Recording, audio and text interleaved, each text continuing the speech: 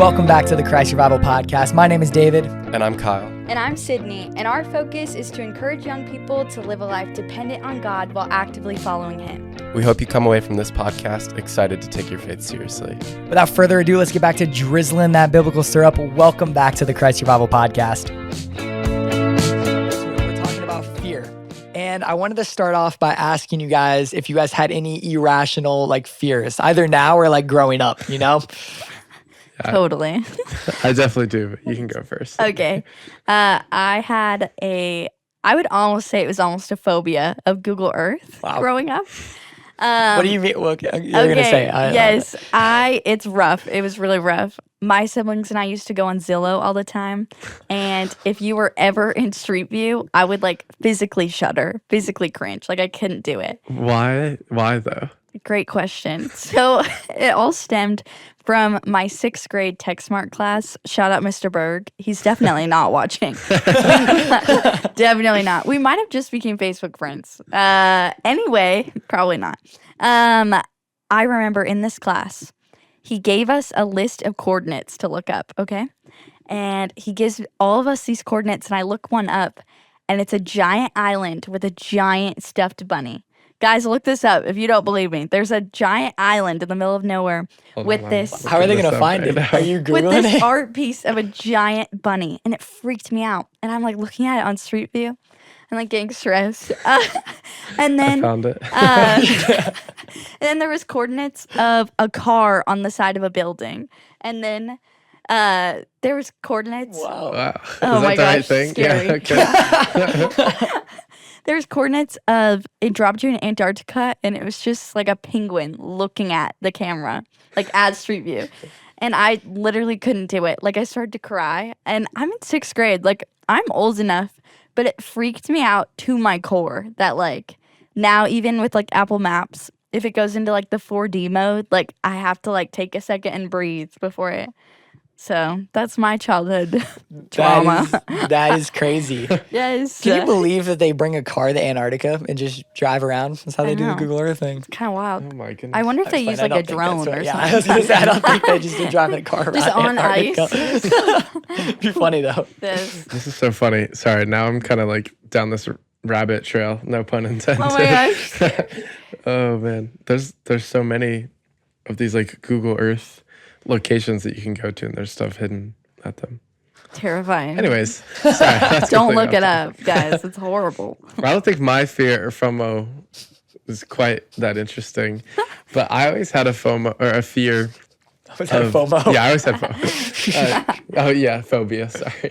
I always had a fear of okay, you know when you're in a parking lot or New York City, and they have those big metal grates. Mm-hmm. Yeah. I hated walking over those as a kid because one, I was afraid that it would break and I'd fall through. But then 2, I'd always have to hold on to my keys or my phone or wallet in my pocket because I was just afraid that I was going to somehow drop my phone and it was going to fall down in the grate. So I know that that's completely unrealistic, but even to this day, I'll avoid the grates. I've known people who have dropped their phones. Yeah, that's what I'm saying. So it is it's a genuine And I only fear. have one set of car keys, and I was if it goes down there, it's gone. You're That done happened for. to I almost said that happened to my dog, but we were on a walk with my dog. Dropped your dog down the... Kind of. Okay. You know those stormwater storage? Oh, yeah. So we're walking my dog, and all of a sudden my dog stops, and he starts whimpering. And we're like, what's going on? Sorry, this is so off track now. But Okay, rock with it. I was like, what's going on? And we all look back, and my dog's leg was stuck in the drain. And my siblings start freaking out. Sorry. And I grabbed Memphis's leg. That's my dog's name. And I shoved it out of the drain. And he had all these scratches and stuff. But every time I look at a stormwater storage drain, I'm like, wow, things really do just drop down Get there. stuck in there. My dog's leg. But anyway. That's crazy. So as we're shifting, so today we're talking about people who struggle with FOMO. And Yes. before we talked about that, I have a fear of FOMO. I wanted to give a shout out to all the emos out there. I was talking to my boss the other day, Heath, and he said he suffers from being emo, which is enjoyment of missing out. So Shout out to all of our introverts listening who are really like, yeah, when I get invited out to something, like I really don't want to go. That sounds terrible. I'd rather be by myself. So shout out to the emos listening. Please don't clip that out of context. But Yes. but I thought that'd be a funny transition into, so as many people know watching this, Gen Z has been kind of dubbed the loneliest generation. And we're the first generation, this is interesting, we're the first generation that has grown up with technology and social media. So in theory, we're the most connected generation, yet we feel the most alone. I was Googling this and I found an article done by Forbes, and this was done like 2 weeks ago, so this is very, very relevant. But they said that in surveys and interviews, they found that 73% of Gen Z individuals say that they feel lonely some of the time or all of the time.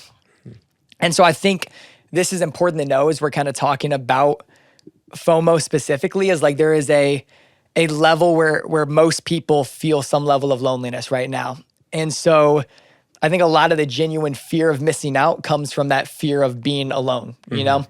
And so I'm kind of, I don't know how to transition into this, but when we have FOMO, how important do you guys think it is to kind of pinpoint what's causing that FOMO or what's causing that fear of missing out on an event, on something related in that sense? Yeah. I mean, I think if you're wanting to work through that and get over that, then it definitely is extremely important to pinpoint that. And I think that's going to look different for different people, because I feel like a lot of times, that can be rooted in more of like comparison or envy side of things, or maybe just like a worry or mistrust in like God's plan for your life. And I think there's a lot of different things that can be rooted in. So yeah, I mean, I'd say it's very important to try to boil that down and figure out what it is that's actually causing that stress or anxiety for you. I don't know if you have any thoughts, Sidney. Yeah, I think that's great. And to even hit on like the comparison part of it, like I know so many times people are scrolling through Instagram and they see someone hanging out with a group of friends and it's like, why didn't I get invited? Or I'm just sitting in my room right now listening to a podcast and I'm not out with all these people. You know what I'm saying? And I think we tend to compare ourselves. There's a quote by Randall A. Bach. I hope I said that right. I really hope I said that right. What a name. Mr. Bach. Yes. He says, comparing ourselves with others in order to determine our worth is like a curse. It skews perspective, and depending on our motivation, can cause us either to be defeated or to be puffed up with pride that is without foundation.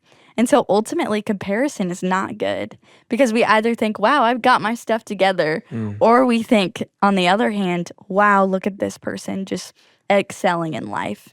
And so I really think as we think about comparison, to really think about ourselves, where is FOMO coming from? Is it from a source of comparison, or is it from a source of needing community? Kind of hitting on what you said. What's the source of it? And I was talking to Chelsea the other day. Shout out Chelsea. And she said she thinks that a lot of us kind of come at this topic with a scarcity mentality. And I so get this. There's this fear that, man, if I say no to an invitation once or twice, like the invitations are going to stop coming. Like there's a limited amount of invitations. And I think when we start viewing it from that way, we miss the idea that friendship is like a two-way street. I think our culture, first of all, a lot of us have put an unrealistic expectation on how much that we're going to be invited to things. And then there's this fear of inviting others because there's this level of rejection. I think of recently a story, like I had this was like 3 or 4 months ago now, but I had a taco night. And so I made tacos for people. I've been working on my taco recipe. I know I mentioned that I was cooking tacos a couple episodes ago, but I invited a bunch of people over to try these tacos, and I invited like 20, 30 people. And I was so nervous, to commit to this decision because I was afraid that no one was gonna come, or even worse, one person was gonna come. You know, because I think that sometimes feels worse because wow, I put all this work and only one person showed up for me. Yeah. But I know Mary Gail would have came for me, so at least shout out Mary. Shout out Mary Gail. But I think there's this fear of rejection. I think sometimes friendship rejection is so much scarier than than like even a relationship rejection, because it's not just a rejection of like wanting to be a significant other. It's a rejection of like, I don't even really want to be friends with you. Yeah. And so I think when we're experiencing FOMO, we need to remember that like, you're not like, you don't have to just wait to receive an invitation. Like if you're nervous that a group is not going to accept you or something like that, like invite people, you know, be that person sending out the invites. And sometimes one person's going to show up and that's going to suck and it may be awkward or it may be great. But like we need to, I think we need to flip FOMO sometimes. And like, yes, there's this fear of missing out, but also we can actively be doing things to create community that's not just waiting for the next invitation, you know? Yeah. I think it's also hitting on like God is sovereign. And so if one person shows up, then that is the person There's that a you were purpose meant to behind that. hang out with. Yeah. I remember we were just talking about CGL and everything. I was leading a community group and only one girl came that night. And she walked in and I was kind of bummed because there's like 5 people in the group. They all had homework or prior stuff. And she walks in and I'm like, here, sit down, let's talk. We ended up talking for 2 hours and just about deep things in her life that she really needed someone to talk to about it. And I remember leaving that conversation and thinking, wow, God is so sovereign that he set this up. That yes, I came available. I'm the one that's trying to lead this community group, but he put this one person here for me to talk to. And so I think it's even reminding ourselves that when we do host, when we do extend invites, that God is ultimately sovereign. So yeah. Yeah, because I think kind of tying those 2 points together, a lot of times if we're just sitting around like waiting for the invite, like that's rooted in selfishness too, almost like, oh, I'm guaranteed or I deserve that invitation or to be accepted by people. But you know, a lot of times like that takes you being an initiator and being willing to get out of your comfort zone and put yourself out of there. But I love what you were saying, Sidney. I think Romans 8:28 is also very similar to that, where it's just like, and we know that all things God works for good for those of who he loves and who have been called unto his purposes. And it's like, yeah, maybe a situation is not the most ideal for us in the moment, but at the end of the day, God does have a reason behind that. So I think it's learning to trust in his sovereignty and know that it's designed to be that way kind of helps us settle and rest and not worry about that as much in the moment. Yeah, because God is in control at the end of the day. And I think if we're experiencing FOMO, there's this level of discontentment in the way that our current community looks, you know, because yeah, we are afraid that we're not going to get invited again and stuff like that, which means that we're probably not super content with where we currently are in our friendships and relationships. And it makes me think, I was talking to my friend Joe, and he has this friend Paul who wrote a lot of the New Testament. And Paul says in... Wait, what? Kyle and I looked at each other and were like, wait, huh? You know, my friend's Paul too. No way. You know? I haven't met him yet, but he wrote a lot of the Bible. It's pretty lit. Maybe in heaven, though. So true. All right. Philippians 4:11-13 says, not that I'm speaking of being in need, for I have learned in whatever situation I am to be content. I know how to be brought low and how to abound. In any and every circumstance, I have learned the secret of facing plenty and hunger, abundance and need. I can do all things through him who strengthens me. Again, like our whole season is about, there's this level of like, hey, when I'm fully dependent on God, and like I've been saying, it's hard to fully be dependent on God, but the weight and the scarcity mentality and the nerves around not being included and missing out, they I think they slowly evaporate in many ways. Yeah. That's good. Yeah. I keep thinking about Genesis and how when God created Adam, he realized, or even just said, that it is not good for man to be alone. And I think even from the beginning, like literally the beginning, we've been created for community with one another. I think I love what you said, Kyle, of like, we need to go and reach out as well. I kept thinking, Ben Stewart just came to Campus Community. Shout out Ben Stewart. He's not watching, but he's the Passion City pastor. You never know. You never know. Ben Stewart, comment if you see this. Ben Stewart was talking about how when he was young, he would attend church. And maybe some of you are in the same boat. He would go sit down and he would get so frustrated that no one was coming up to him and saying hi. He's like, these are Christ followers. Why aren't they welcoming me? Like, I'm a brand new person in the community. And then he realized, like, the Holy Spirit was telling him, like, you're not saying hi to them either. Yeah. So after that, he went and sat next to this guy that was sitting in the back. He said the guy had a mustache, and he sat next to him, and they are still friends to this day. And so I wanted to encourage you guys with that story of Ben Stewart, someone who has a successful Christian community, that it's also on our part to remove pride and to reach out ourselves too. Yeah. Even with you hosting, David, like, you were searching for community in a brand new city that you're in. Like, part of it is putting past that pride and being like, okay, I'm going to try. I'm going to reach out. Ultimately, we're created for community. So. Yeah. Because at the end of the day, I love this quote. It's from the Green Book. The Italian dude at the end of the movie, he says it, and it's great. But so it's such a like generalization. But he says the world is full of lonely people afraid to make the first move. And I think like a lot of what you said, Sidney, there's this level of like, man, I'm sitting alone at church or I'm sitting alone wherever. Why is no one coming up and talking to me? But there might be 4 other people sitting alone, and you're not going up and talking to them either. Like I think everyone is waiting for someone else to make the first move. And we have the ability to make that first move. And I think when we approach church, especially with that perspective, we get into this mindset of like, okay, what can I get out of church? Or what can I get out of this? And it becomes about me. But it doesn't become like, okay, what can I give to the people around me? How can I help the people around me, in this situation? Because if I'm following Christ, there's a level of responsibility to go make disciples and to be initiators within culture, to be countercultural. And I think that is a way that we really need to be countercultural in today's world, is like, hey, like, make the first move. Like Ben Stewart was talking about, go, like, if you're waiting for someone to go talk to you, go find someone else who is in the same boat that you are right now, And to hit on the countercultural part, I think FOMO can also step into like peer pressure and trying to live for Christ in a world that is pursuing other things. What would you guys say to the person who's struggling with peer pressure right now, who's experiencing that FOMO? Yeah. Can you rephrase the question a little bit for me? Yes. Like peer pressure in the sense of like wanting to belong and so I'm kind of thinking like, imagine like a high schooler watching this who's trying to live for Christ, but their friends are going off and partying and doing these things.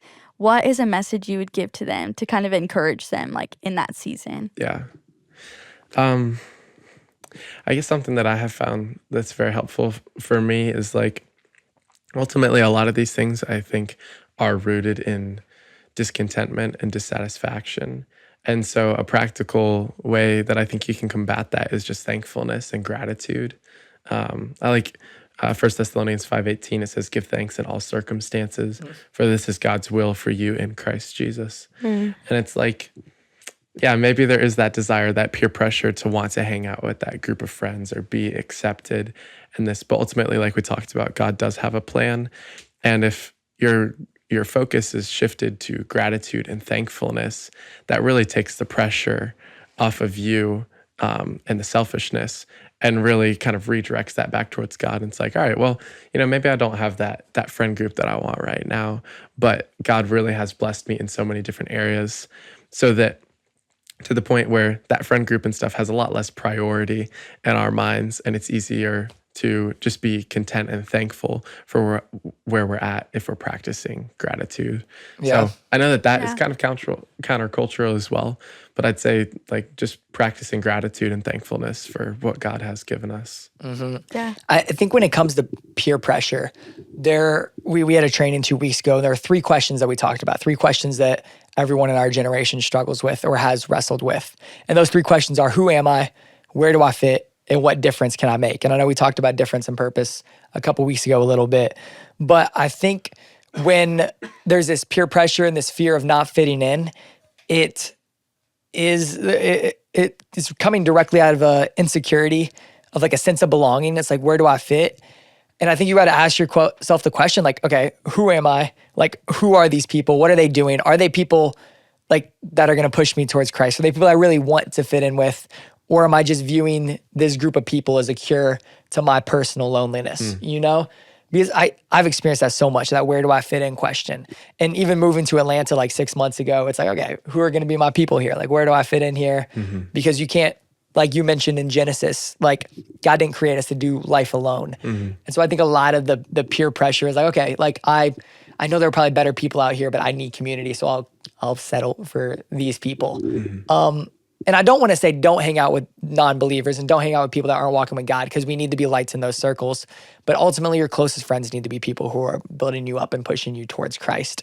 Yeah. So I think when it comes to peer pressure, you got to be like, okay, what's my motivation to fit in here? Yeah, I love that. And it's like a fine line between like, okay, living for Christ in a world that like doesn't know him and that rejects him, while also like, I think even Proverbs 13:20 says, whoever walks with the wise becomes wise, but the companion of fools will suffer harm. So like there is this point where we do become like the people we are around, yet we also have to be a light. And I think it's finding that balance. I also wanted to read Galatians 1:10, which says, for am I now seeking the approval of man or of God? Or am I trying to please man? If I were still trying to please man, I would not be a servant of Christ. And so I think it also comes down to the fact that like what we are doing, why we are hanging out with people, all these things, it's not for the approval of man, it's for the approval of God. Yeah.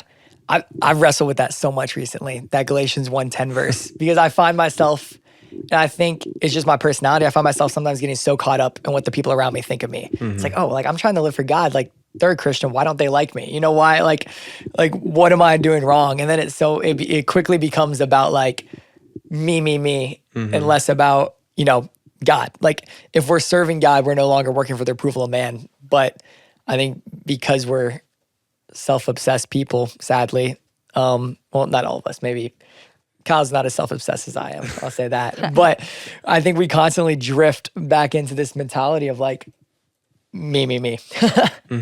Yeah, no. And I don't know if this exactly ties in, but something that we mentioned when we were talking last night, and you had seen that quote that I had on my whiteboard, and I think like it's very good to, I'm trying to remember exactly how it's phrased. It's be living in the moment with eternity in mind, or something along those lines. And it's like, yeah, the people that we are around are important. We need to be building those relationships and like strive to make those connections, but also don't neglect the eternal reward that God has for us as well.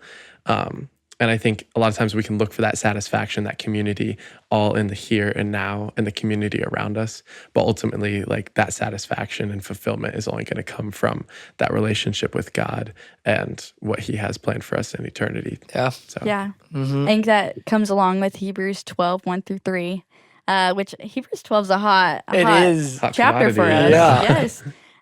It says, therefore, since we are surrounded by such a great cloud of witnesses, let us throw off everything that hinder us and the sin so easily entangles us.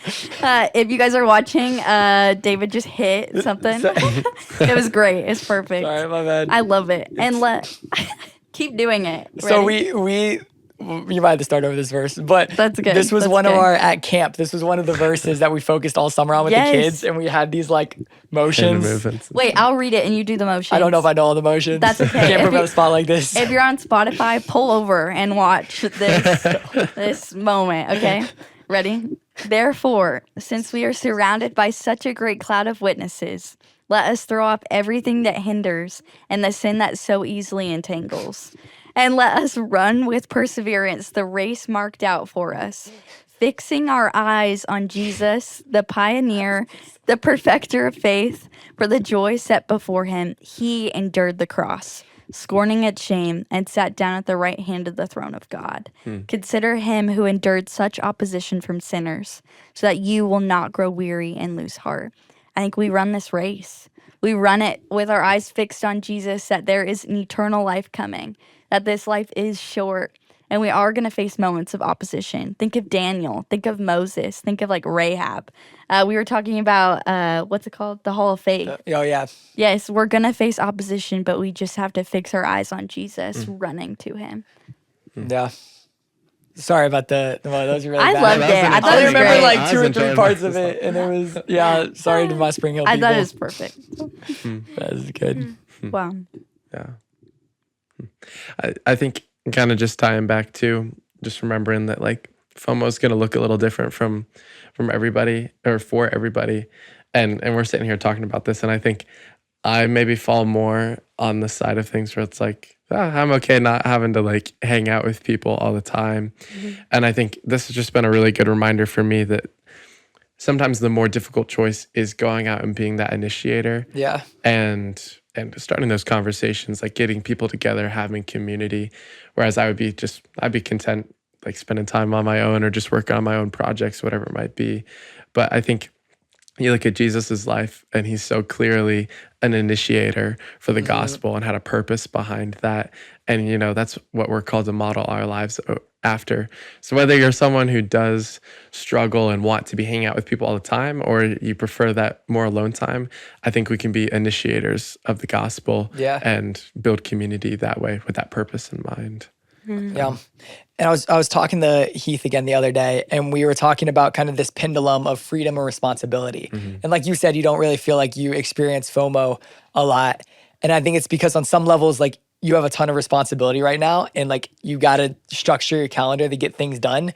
And so you can't worry about missing out on things because you know if you don't sleep enough, if you don't set enough time aside for school, for work, all this stuff, like you can't, or like for your relationship with Maddie, you're not going to be able to get what you need to done. Yeah. And I think that's why in college there can be some extreme FOMO, is because the first time in your life that you have full freedom over your entire calendar.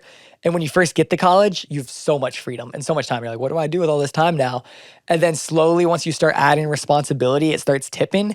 And it becomes a little less important to go out every night or to be doing things every night. Because you're like, I'm content with where I'm at. Like, and I have to manage my time well if I want to accomplish everything that is on my calendar currently.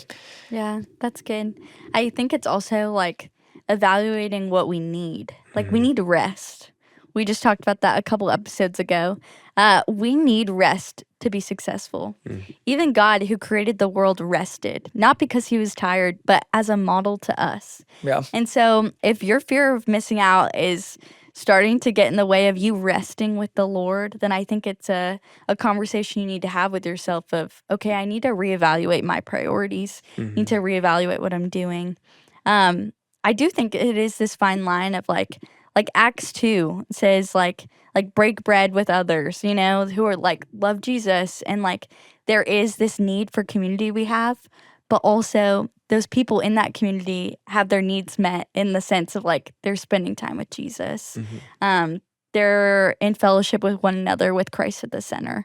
So I love what you said, David. Like we need to make sure our needs of like, you know, Maslow's, maybe I'm going off on a tangent. You know, Maslow hierarchy of needs.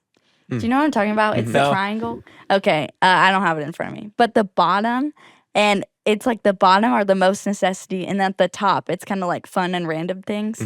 Sometimes I think our eyes are so fixed on the top of the pyramid. This is not biblical at all.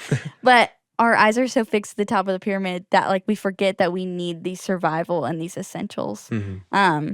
So yeah, just reevaluate. What do you need to be able to succeed even in relationships? And I think that's where our season's theme, dependence, ties back in. Because at the end of the day, like that is our biggest need, is that dependence on God. And that's not just going to be a one-time, all right, I learned how to depend on God, never have to worry about that again. But that's a daily dependence and daily need that we have as Christians. So, yeah. Awesome. Kyle, if there was one takeaway in 6 words, what would it be? 6 words or less. 6 words or less. No, and it has to rhyme. Oh, good. No ChatGPT. No ChatGPT. I think I would just say, I know this is going to be a lot more than 6 words, but at the end of the day, like you got to boil it back down. And this should be something that we're praying about and looking, whatever that desire is, to be able to spend time with people or kind of spend time on our own. Like that's got to be rooted in spending time with God and finding that rest, like what you talked about, Sidney. And I think this is something we should be praying about and just learning how to depend on him daily. So yeah, that's awesome. That's really good. Awesome. David, do you want to pray us out? Yes, I can.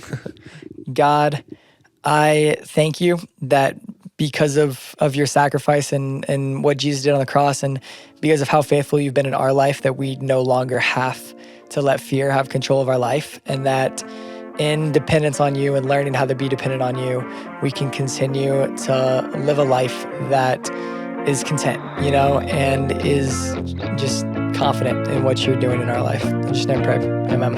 Amen. Thank you guys. See you next week.